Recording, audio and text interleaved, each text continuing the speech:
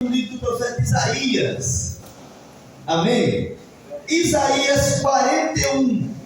Se você for bom de endereço, você vai achar mais do impresso, versículo 20. Isaías 41, versículo 20.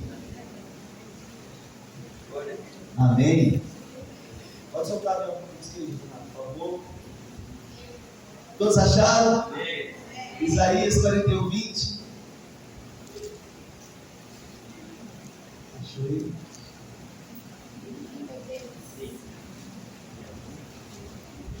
Glória a Deus. Aleluia. Para que eles possam ver e saibam e ponderem e respeitem e não tenham nenhum julgamento e saibam que foi a mão do Senhor que fez isso, o Santo de Israel, o teu Criador.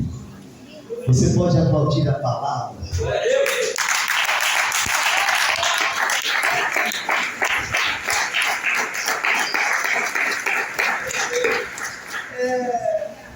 É um texto maravilhoso quando se trata de reconhecer o que Deus é capaz de fazer. Eu quero que os irmãos se concentrem bem aqui. É um texto maravilhoso para aqueles que entendem o que a mão de Deus pode fazer. Mas quando você lê esse texto ou alguns versículos acima, antes desse, você vê que o tempo que o Senhor está falando é o tempo do futuro. Até chegar no versículo 20, para que todos vejam e saibam, entendam em algumas tradições, você vai ver que o profeta Isaías está profetizando para o povo, e a profecia é para um tempo futuro. É para um tempo futuro. 6 pessoas, querido, quero que vocês participem comigo. É para um tempo futuro. E o profeta Isaías está aqui profetizando da seguinte maneira: abrirei rios, plantarei no deserto. Então, quando você começa a entender e perceber, vê que é para um tempo futuro. E no tempo de hoje, nós, seres humanos, somos imediatistas. Gostamos que, se a promessa foi feita hoje, tem que acontecer ontem.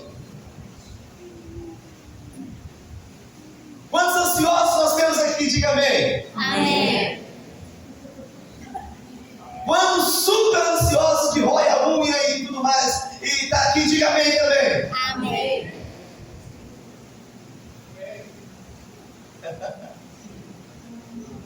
Só de falar de ansiedade tem gente assim. João Vitor? O interessante é que algumas quarta-feiras atrás nós ministramos aqui e falamos: olha, Deus já liberou uma palavra. Quem pegou, pegou. E nós queremos que o Senhor fique sempre confirmando: vai ser assim, vai ser assim, este dia que será assim, e vai ser assim. Então, Deus lhe libera uma palavra.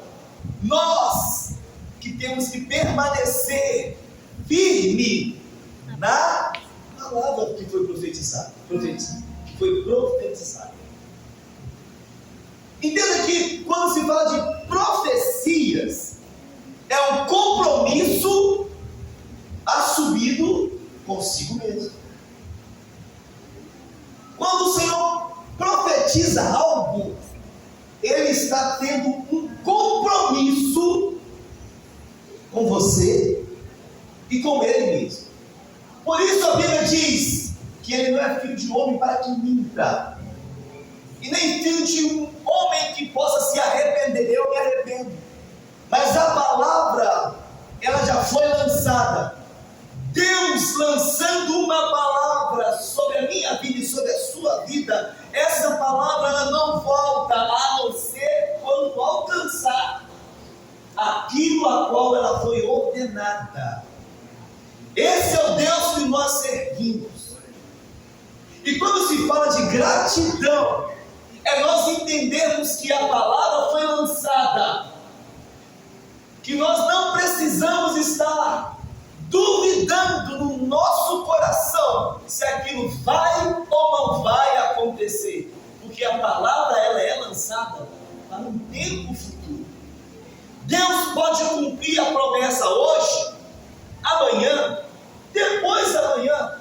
Existem pessoas que conquistaram os seus objetivos no ano de 2025, glória a Deus por isso. Mas existem pessoas que ainda não conquistaram os seus objetivos. Vai desistir? Vão retroceder? Vão olhar para trás?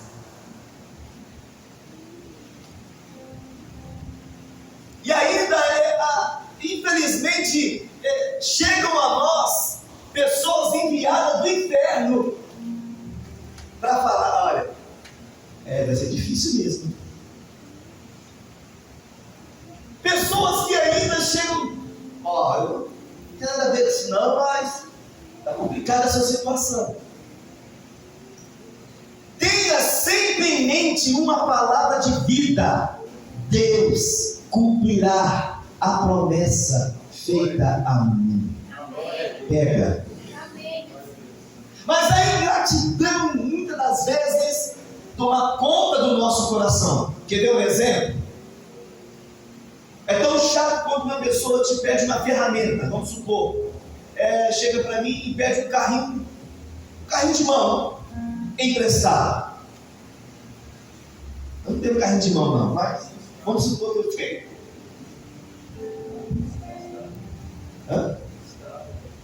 Não é? Pega um carrinho, uma escada emprestada.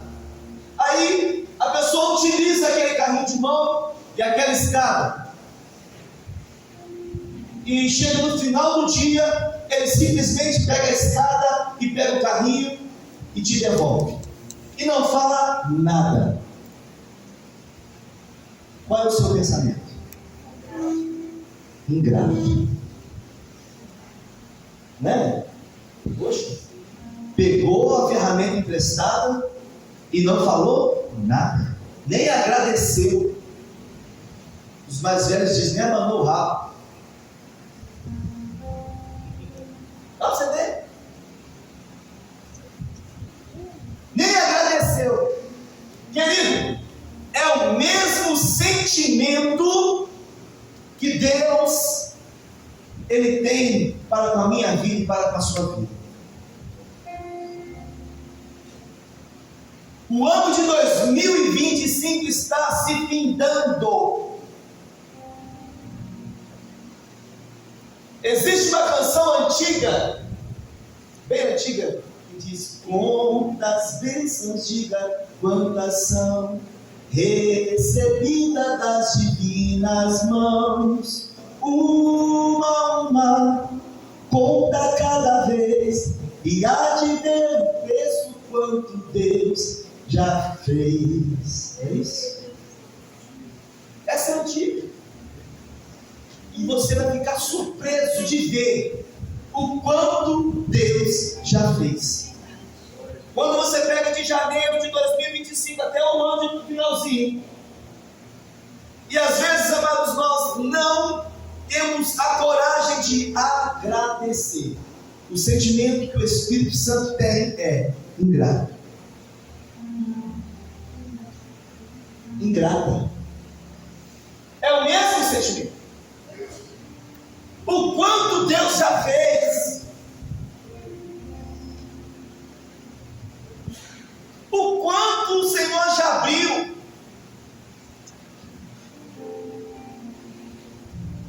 E nós não agradecemos. É o mesmo sentimento que o Espírito Santo tem. Ingrato. Ingrata. E que essa noite eu e você venhamos a refletir sobre gratidão. Tudo que é grande um dia começou pequeno. Zacarias capítulo 4, versículo 10 diz: não despreze os pequenos começos. Não despreze os pequenos começos, de algumas traduções diz, os começos humildes. O profeta Zacarias, ele traz essa palavra para um tempo de reconstrução de um templo, aonde havia homens com disposição, mas ainda o templo ele era pequeno. E muitas das vezes nós desconsideramos o que é pequeno. Mas entenda algo, eu quero profetizar, eu quero falar isso no nome de Jesus, porque falou muito ao meu coração. Tudo que é grande começa pequeno, mas a maneira com que você lidar com aquilo que é pequeno vai determinar a maneira com que você vai lidar quando você for grande, ou quando o Senhor colocar algo grande nas suas mãos. Por isso, primeiro a Bíblia diz: seja fiel do muito, não, seja fiel do pouco, seja fiel daquilo que é pequeno, seja fiel daquela palavra que eu lancei. E se você guardar firmemente no seu coração, sem sequer duvidar, sobre o muito eu te colocarei. Mas primeiro, precisamos conservar no nosso coração as pequenas promessas, os pequenos inícios, guardar na nossa mente, no nosso coração, aquilo que é pequeno. Muitas das vezes nós desprezamos aquilo que é pequeno. E o Senhor fica olhando, mas como que Ele vai valorizar quando Ele for grande? Se Ele não é fiel com o pouco, se Ele não é fiel com o pouquinho que eu coloquei, se Ele não é fiel com essa pequena parte, se Ele não é fiel simplesmente em agradecer e dormir. O salmista, ele é grato em dizer: eu me deitei e dormi. Olha a gratidão, ele diz: eu acordo porque o Senhor me sustenta. Se ele não é grato em abrir os olhos e falar: Espírito Santo, muito obrigado, eu sou grato ao Senhor pelo ar que eu respiro. Ei, igreja, não entre no automático. A gratidão, ela ativa os céus ao meu favor e ao seu favor. Falamos na semana passada, quando nós apresentamos ao Senhor, é o suficiente? Não, temos que apresentar e clamar a Deus. É o Senhor que pode fazer. Não é somente erguer as mãos, é agradecer ao Senhor.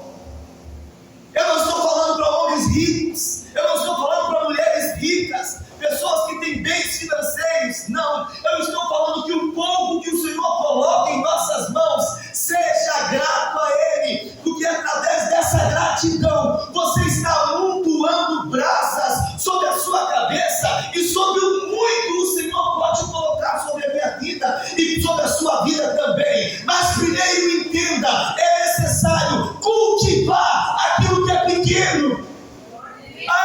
Aquilo que começou pequeno, aquilo que Ele confiou na sua mão hoje, vai determinar a maneira com que Ele vai fazer na sua vida amanhã. Quem pegou isso, diga glória a Deus. Aleluia.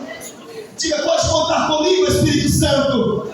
Talvez essa pessoa não só acreditar, pode contar comigo, Espírito Santo. Isso é verdade? Isso é verdade? Eu me lembro, queridos, da minha infância, tínhamos ali uma variedade de sapatos, de calça e de roupas, não tínhamos. E às vezes, muitas das vezes, para passar o final do ano, eu louvo a Deus por isso. O nosso sapato, se fosse marrom, pintava o sapato de amarelo. E nós íamos para a igreja com o mesmo sapato pintado. Era artesanal. Era artesanal. Era feito dentro de casa. E nós íamos para a igreja. Hoje eu estou de sapato marrom, não, hoje meu sapato é amarelo. E glória a Deus por isso. Gratidão é isso, querido. É entender que são os pequenos detalhes que Deus pode fazer muito, que Deus pode acrescentar muito. Aleluia. O rei Saul começou muito bem, mas com o passar do tempo, ele desviou seus pensamentos, ficou orgulhoso. Ei, eu não sumo o seu coração, nem tenho capacidade para isso, mas a palavra do Senhor diz que ele sonda e esquadrinha os corações. Sabe por que muitas vezes as pessoas não alcançam grandes coisas?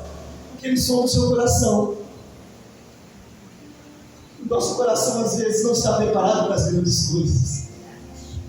Aí eu fico triste. Às vezes o Senhor está confiando no pó, olha para você e fala, cara, que potencial. Mas o seu coração, um coração enganoso. Você vai se perder se eu te der. Se eu te der um carro, você não volta para a igreja. Se você comprar uma moto, você não vem mais para o culto. Se você comprar uma casa, você não. Se você ganhar um salário maior, você já não. Ei, bata no seu coração e diga, pode contar comigo, Espírito Santo. Pode contar comigo, Espírito Santo. Se essa obra tiver que crescer, pode contar comigo, Espírito Santo. Se nós tivermos que comprar um lote, construir, diga, pode contar comigo, Espírito Santo.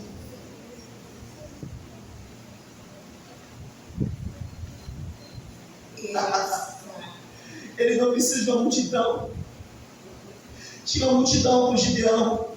Ele falou, não, Gideão, não. Tem muito aí. Quero fazer com menos. Ele só precisa de corações disponíveis, que entendam que ele lança uma palavra. Pessoas que digam, pode contar comigo, Espírito Santo.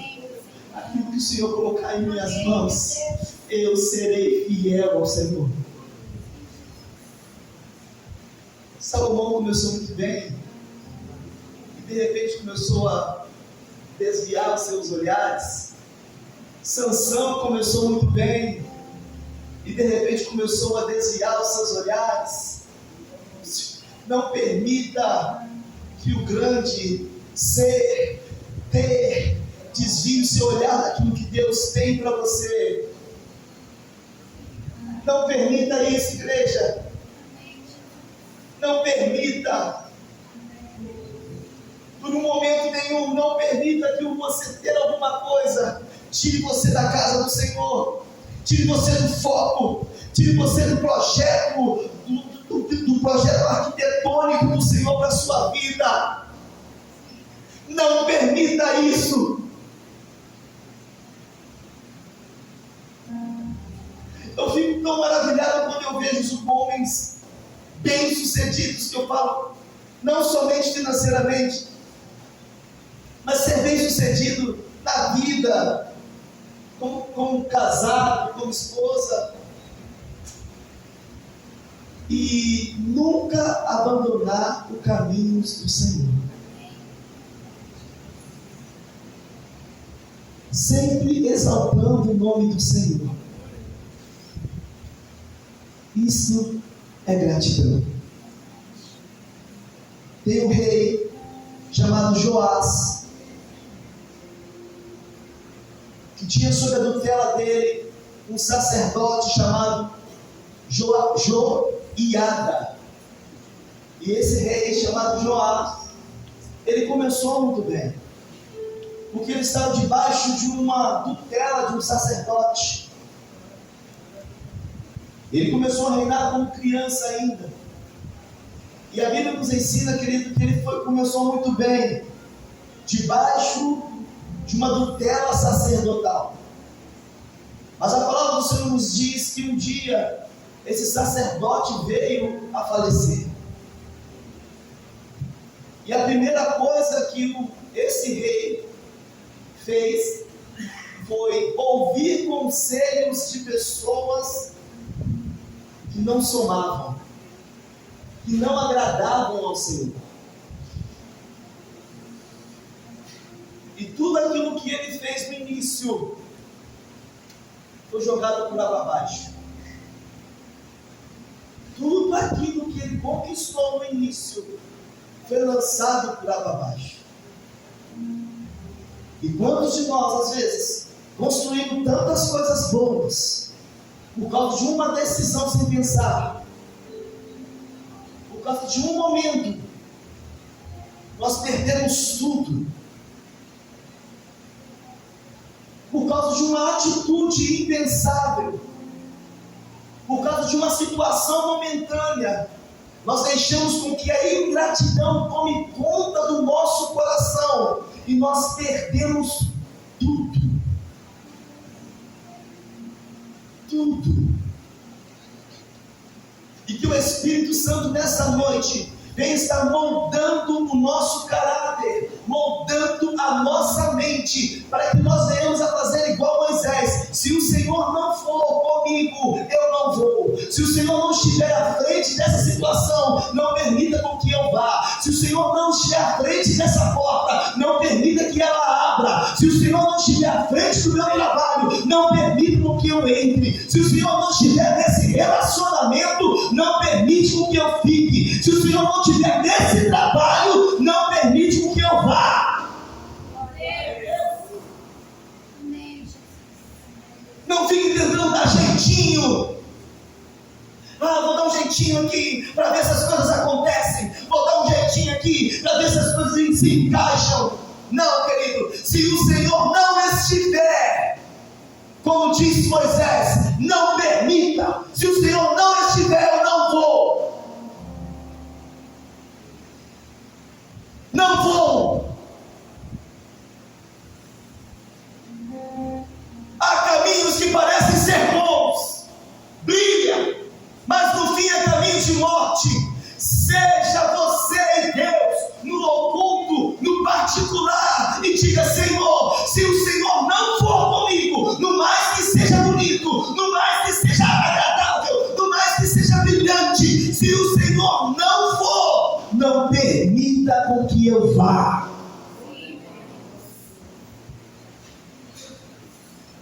Aleluia! Glória a Deus por isso.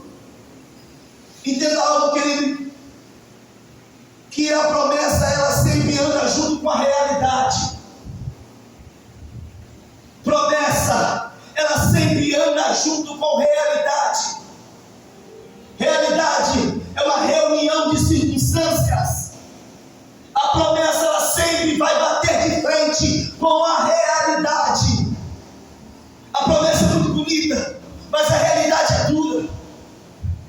A promessa é muito linda, mas passar pelo processo é difícil. Manter-se no processo é difícil, mas a promessa é bonita. A promessa é terra, que vai mandar leite e mel. A promessa é maravilhosa, a promessa é linda, mas passar pelos gigantes é difícil. Tem uma canção do falecido Lázaro que diz: vou passando pela prova, dando glória a Deus. Isso é gratidão. Vou passando pela situação, dando glória a Deus. Promessas versus realidade. Quantos de nós aqui manteríamos firmes em uma promessa igual foi feita a Noé? 100 anos. 100 anos. Debaixo de uma palavra.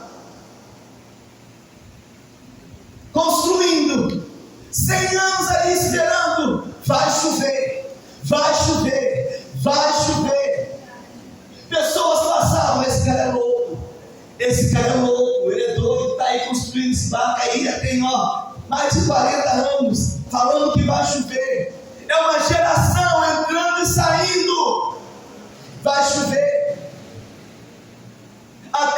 dia chove, até que um dia as coisas acontecem. Mas a palavra é lançada. Entra na arca quem crê, querido. Fica nesse mundo quem desobedece a palavra do Senhor. Promessas versus realidade. Toda vez que o Senhor fizer uma promessa a mim e você, em forma de gratidão, para nós não nos perdermos, iremos passar pela realidade. E sem desistir. Sem desistir. Sem retroceder. Sem olhar para trás. O Senhor derramou sobre nós o espírito de ousadia. Sem desistir. Sem covardia. E sem olhar para trás.